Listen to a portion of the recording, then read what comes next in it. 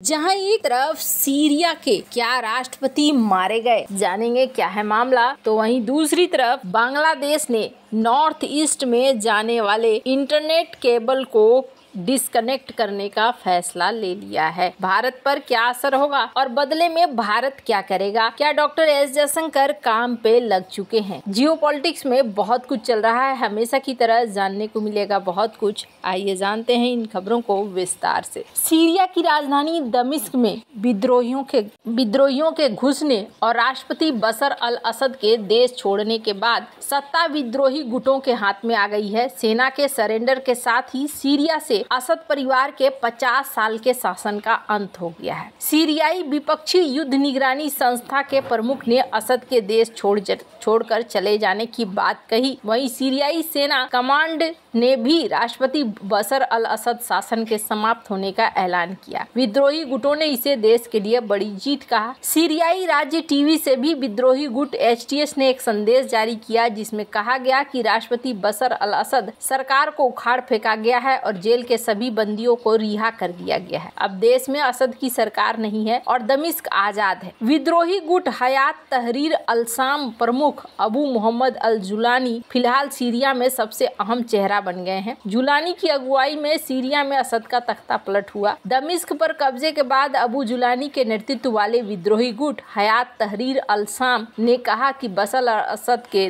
देश छोड़ने के बाद सार्वजनिक संस्थानों की बागडोर अब प्रधानमंत्री संभालेंगे। एचटीएस ने अपने टेलीग्राम चैनल पर कहा कि फिलहाल सैन्य बलों के दमिश्क के सार्वजनिक संस्थानों के करीब जाने पर रोक लगाई गई है। सीरिया में प्रधानमंत्री गाजी जलाली ने भी बयान जारी करते हुए शासन की बागडोर शांतिपूर्ण तरीके से विपक्ष को सौंपने की बात कही है। जलाली ने कहा कि मुझे अपने देश से प्यार है और मैं कहीं नहीं गया हूँ। उन्होंने सीरियाई नागरिकों से सार्वजनिक संपत्ति को नुकसान न पहुँचाने का आग्रह करते हुए सभी को मिलकर आगे बढ़ना है कहा। सीरिया में इस समय भारी उपोहा की स्थिति है। असद के देश छोड़ने का दावा है, लेकिन इसके बारे में कोई ज्यादा जानकारी नहीं है। ऐसे में उनके बारे में कई तरह की अफवाह भी है। वहीं दमिश्क हवाई अड्डा को खाली करा लिया गया है, सभी उड़ानें रोक दी गई हैं। इससे दूसरे देशों से सीरिया का संपर्क टूट गया है। विद्रोहियों ने दमिश्क की सैदना सैन्य जेल में घुसकर वहां से कैदियों को भी निकाल लिया है, जिससे अराजकता और बढ़ गई है। सीरियाई सेना के बारे में कहा जा रहा है कि वो फिलहाल कहीं नहीं दिख रही है और पूरी तरह से विद्रोहियों का सड़क पर कब्जा है। कई शहरों में असद विद्रोहियों के जश्न की तस्वीरें सामने है। तो वहीं जिहादी हयात तहरीर अल शाम और अबू मोहम्मद अल जुलानी की कट्टरपंथी विचारधारा के चलते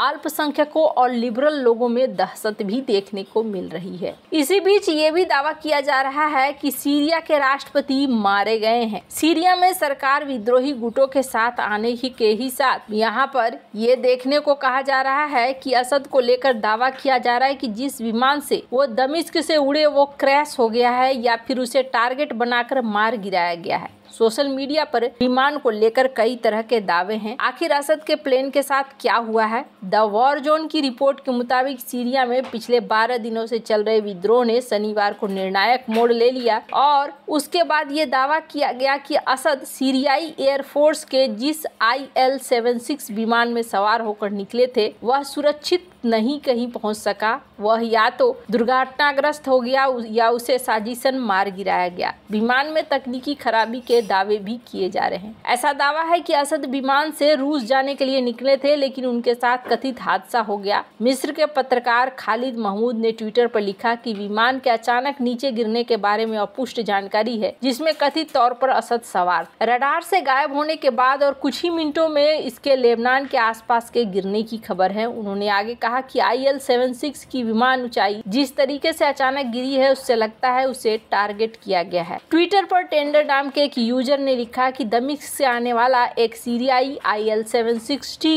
होम्स के पास तेजी से ऊंचाई खो गया और शहर के पश्चिम में दुर्घटनाग्रस्त हो गया। ये असद का विमान था। स्क्रीन पर आप देख सकते हैं। आखिर किसने गिराया है असद के विमान को? जेसन जे स्मार्ट ने ट्विटर पर लिखा कि बशर अल असद को ले जाने के संदेह वाले विमान के डेटा से पता चला है कि ये दुर्घटनाग्रस्त हुआ है। एंटोन गेराश्चेंको ने कहा कि दमिश्क से असद को ले जाया जा रहा विमान तेजी से नीचे गिरा और यहाँ पर ये गायब हो गया है। खैर, अब जो भी हो, लेकिन ट्विटर पर इस वक्त अगर आप देख देखेंगे तो बहुत ज्यादा चर्चा में है और ट्रेंड में है अर्दोगन। अर्दोगन इसलिए ट्रेंड में है क्योंकि माना जा रहा है कि तुर्की की ये बहुत बड़ी जीत है जो यहाँ पर हुई है। अर्दोगन के ओटोमन साम्राज्य का विस्तार करने का जो सपना था वो सपना यहाँ पर साकार होता हुआ अब नजर आ रहा है। अभी अगर आप देखेंगे तो अर्दोगन के कई तरह के वीडियो भी रिलीज हो रहे हैं, जिसमें देखने को मिल रहा है कि पुराने वीडियो ये दिखाई दे रहे हैं,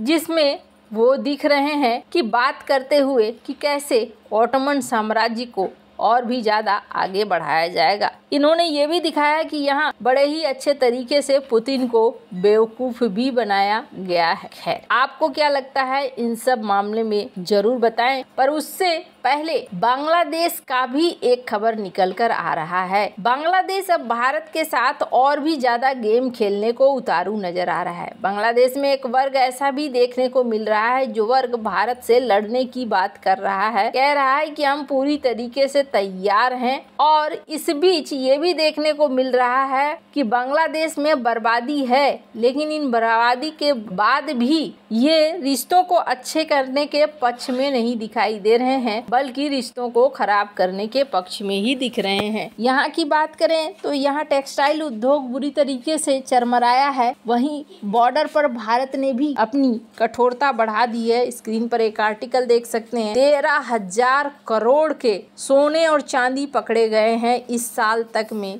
बॉर्डर पर, जो कि एक बहुत बड़ा नंबर है। यानी कि बांग्लादेश से स्मगलिंग का एक रास्ता भी बनता है जो भारत के अंदर जाता है। इसी बीच इन्होंने ये तय किया है कि नॉर्थ ईस्ट को जाने वाला जो इंटरनेट केबल है और जो ट्रांजिट पॉइंट है वो बांग्लादेश अब नहीं देगा। और ये जो इन्होंने डिसीजन लिया है, ये डिसीजन माना जा रहा है कि भारत के साथ और भी ज्यादा पंगे बढ़ाने वाला डिसीजन है। अब असल में ये चीज क्या है, तो जो इंटरनेट केबल्स होते हैं वो इंटरनेट केबल कुछ इस तरीके से जाल की तरफ फैले हुए होते हैं और यही जाल ट्रांजिट पॉइंट बनाते हैं कि एक जगह से दूसरी जगह से तीसरी जगह तक ये कैसे जाएंगे, और इसी आधार पर चीजें चलती है। तो भारत का जो नॉर्थ ईस्ट रीजन है वो कितना ज्यादा महत्वपूर्ण है ये किसी से छिपा हुआ नहीं है। और इस नॉर्थ ईस्ट रीजन के लिए जो ट्रांजिट पॉइंट बना हुआ था, ये ट्रांजिट पॉइंट कहाँ पे बना हुआ था, ये ट्रांजिट पॉइंट बना हुआ था बांग्लादेश में। तो यहाँ पर बांग्लादेश से होते हुए ये भारत के नॉर्थ ईस्ट के राज्यों में पहुंचा करता था। लेकिन अभी